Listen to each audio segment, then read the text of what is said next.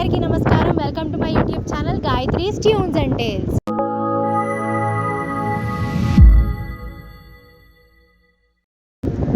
ఏంటి మేము ఎక్కడున్నామా అని మీరు ఆలోచిస్తున్నారా? ఇవాళ మేము ప్రపంచం ఒక అంచు దగ్గరకు వచ్చామండి. అదేంటనేది మీరు చూడాలనుకుంటున్నారా? అయితే ఒకసారి ఆ టర్నింగ్ ఇచ్చేసుకోండి.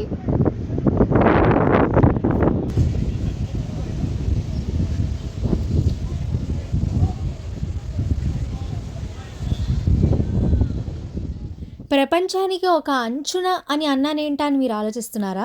ఏం లేదండి, మన ప్రపంచానికి ఒక అంచు దగ్గరలో ఉన్నటువంటి ఒక బీచ్కి మేము వచ్చేసాము. అదే కామకూర బీచ్. సో మేము ఎక్కడైతే ఉంటున్నామో ఆ ఏరియా దగ్గర నుంచి ఈ కామకూర బీచ్కి మాకు అరౌండ్ 1.5 hour జర్నీ పట్టింది. రీచ్ అయ్యేసరికి మధ్యాహ్నం 2-2:30 అలా అయింది. అసలు బీచ్లో ఎంటర్ అవ్వగానే ఎంత దుమ్ము పైకి ఇలా లేస్తుందంటే మట్టంతా ఇసకంతా కూడా అసలు మొహాలకి ఇలా తగులుతోందనమాట. ఫైనల్లీ మనం నీళ్ళ దగ్గరికైతే వచ్చేసాము. సో దీని గురించి మీకు ఒక విషయం చెప్పాలి. ఏంటంటే మనం వరల్డ్ మ్యాప్లో కనుక చూసుకుంటే జపాన్ అనేది ఈస్ట్ సైడ్లో ఉంది. అండ్ ఇప్పుడు జపాన్లో ఉన్నటువంటి కమకూర బీచ్ దగ్గర కదా మేము వచ్చింది. ఇది ఫిలిప్పీన్స్. మనం ఒకవేళ వరల్డ్ మ్యాప్లో చూసుకుంటే ఈస్ట్ సైడ్లో మనకి జపాన్ లొకేట్ అయి ఉంది కదా. అంటే ఇంకా జపాన్ తర్వాత మనకంతా కూడా వాటర్ బాడీసే, మళ్ళీ వెస్ట్ తగులుతుంది మనకి.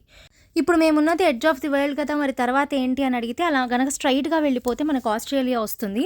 అండ్ ఈ లెఫ్ట్ సైడ్లో గనక స్ట్రైట్ వెళ్తే మనకి నార్త్ అమెరికా అనేది తగులుతుందిట.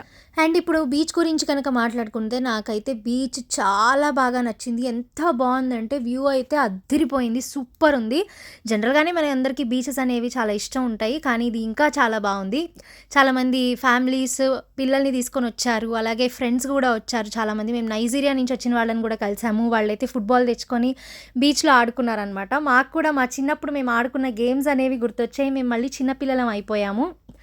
మేము చాలా బాగా ఎంజాయ్ చేసాము. మంచి మంచి ఫొటోస్ తీసుకున్నాము, వీడియోస్ తీసుకున్నాము. అలాగే చెప్పాను కదా గేమ్స్ ఆడుకున్నాము అని. గవ్వలు ఏరుకునే ఆటలు ఆడుకున్నాము. అలాగే ఇలాగా మట్టితో గుడిసెలు కడతారు కదా, అవి కూడా చేసామన్నమాట. ఒకసారి చూడండి మీరు మేము ఎలాంటి ఆటలు ఆడుకున్నాము.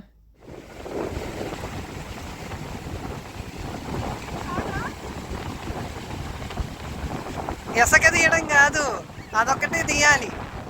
ఇసుక తీయకూడదు. Cheating cheating cheating cheating. No no no no no no no అమ్మా, అయిపోయింది. లే లే లే లే లే లే లే లేవాలి లేవాలి ఇంకా లే లే లే లే.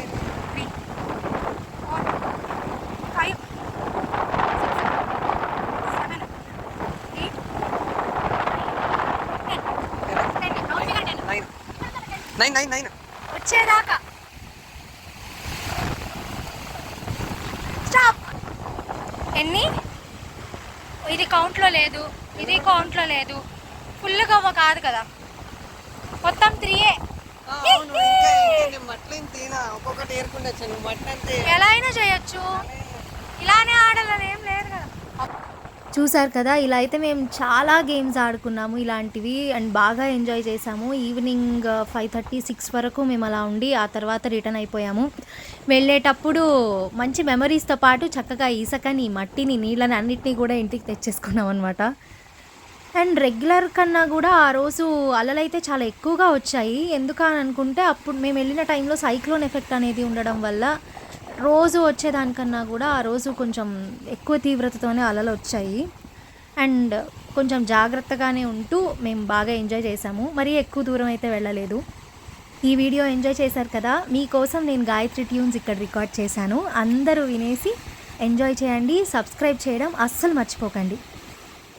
గుంజుకున్నా నిన్న ఎదలోకే, ఇంకా ఎన్నాళ్ళకి ఈడేరునో ఈ బతుకే, తేనె చూపే చల్లవు నాపై చిందేలా, తాళనంటోంది మనసే నీరు పడ్డ అత్తంలా, కొత్త మణిహారం కుడిసేతి గడియారం, పెద్ద పూలినైనా అణిచే అధికారం, నీ వెళ్ళినాక నీ నీడే పోనంటే పోనందే, గుండె కింద నీడొచ్చి కూర్చుందే, ఇక అది మొదలు నా మనసే తల వంచి ఎరుగదుగా, గొడుగు చై నీరు మది నిక్కుతోందిగా.